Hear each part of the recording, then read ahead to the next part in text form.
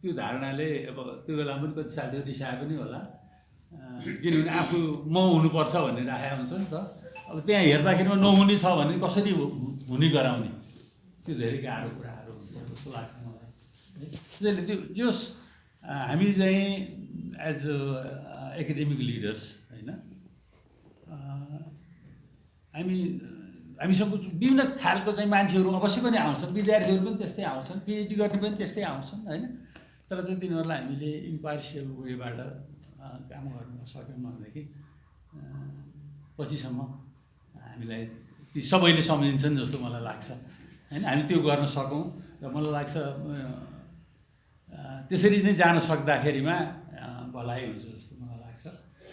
Political भन्दा academic पार्टमा हामी अग्रसर हौँ भन्ने कामना गर्दा म बिदा हुन्छु। धन्यवाद।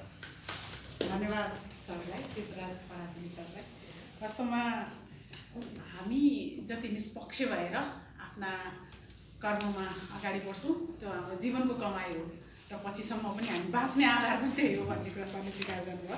सभापति हुँदाका चुनौती र आफू निष्पक्ष भएर काम गर्न सक्दाका रमाइला कुराहरू रहेछ, खुसी लाग्यो। धन्यवाद। त्यसै गरेर हाम्रा सर हुनुहुन्छ श्री विष्णु हरि कोइराला सरलाई पनि आफ्नो अनुभव सेयर गर्नु। यस कार्यक्रमका सभापति एवं वर्तमान विश्वविद्यालय क्याम्पसका प्राध्यापक सङ्घका सभापति मनोज सर, सेवा आयोगका वर्तमान अध्यक्ष मित्र नन्या भट्टराई सर, तीर्थ सर, गेवाली सर, यिनीहरू सबै तपाईँहरूलाई मेरो पहिला त नमस्कार, अभिवादन। पहिला म तपाईँहरूप्रति कृतज्ञता ज्ञापन गर्छु, धन्यवाद दिन चाहन्छु। ढिलै भयो भने यस्तो मिठो कार्यक्रम गरिदिनु भयो, हाम्रो सम्मान गर्नुभयो। सम्मानका लायक थियो त्यो आफ्नो टाइममा छ, तर सम्मान गरिदिनु भयो, त्यसको लागि पनि तपाईँहरूलाई धन्यवाद। अब आफ्ना अनुभवहरू सेयर गर्दाखेरि पहिला मेरो आफ्नै कार्य समितिलाई सम्हाल्नै मलाई एउटा समस्या थियो। कस्तो समस्या भने प्रायः अधिकांश सबै डाक्टरै डाक्टर, म डाक्टर थिएँ, म नेता है। एउटा त त्यो समस्या, त्यसमा पनि मलाई सबैले सहयोग गर्नुभयो। जस्तो सुकै भने पनि हामी विभिन्न पोलिटिकल क्षेत्रबाट आएका थियौँ। एउटा कस्तो पर्यो भने राजनीतिक वृत्तमा उहाँ सिनियर, प्राध्यापकसम्म उहाँ जुनियर बढ्नुभएको थियो।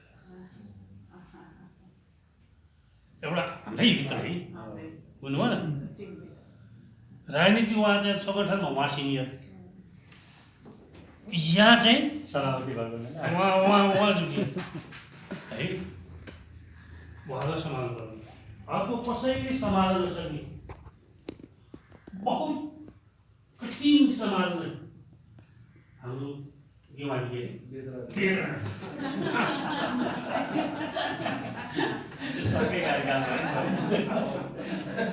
उनलाई सम्हाल्नु पर्ने। यसो चाहिँ के हो भने रमाइलो कुरा चाहिँ मेरो अनुभव यो प्राध्यापक सकियो कि मैले बहुत राम्रोसँग सम्हालेर सबभन्दा सहयोगी बनाएर हेरेँ।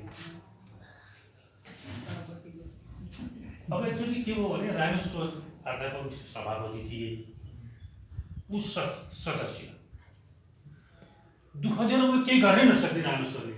मलाई चाहिँ रामेश्वरले भन्नुभयो, विष्णुजीको बेलालाई सम्हालिदिनु न, उहाँ सम्हालेर।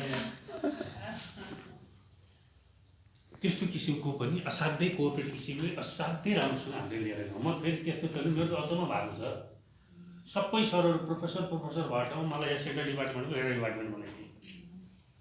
म हेड अफ डिपार्टमेन्ट भएर पनि काम चलाएको छु।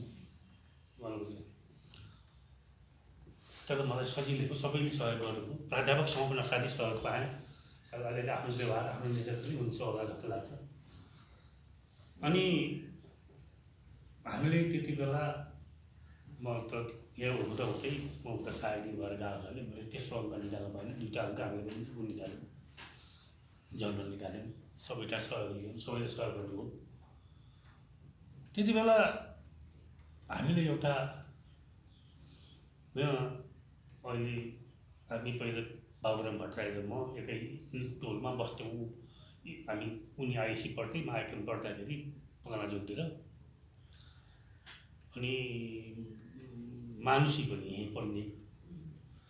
मानुसीको अहिलेको पतिदेव पनि त्यति बेला पतिदेव भइसकेका थिएन होइन। अनि मलाई एउटा मानुसीलाई र उसलाई भनेर, किनभने तिनीहरू पनि मैले भनेपछि मान्ने है,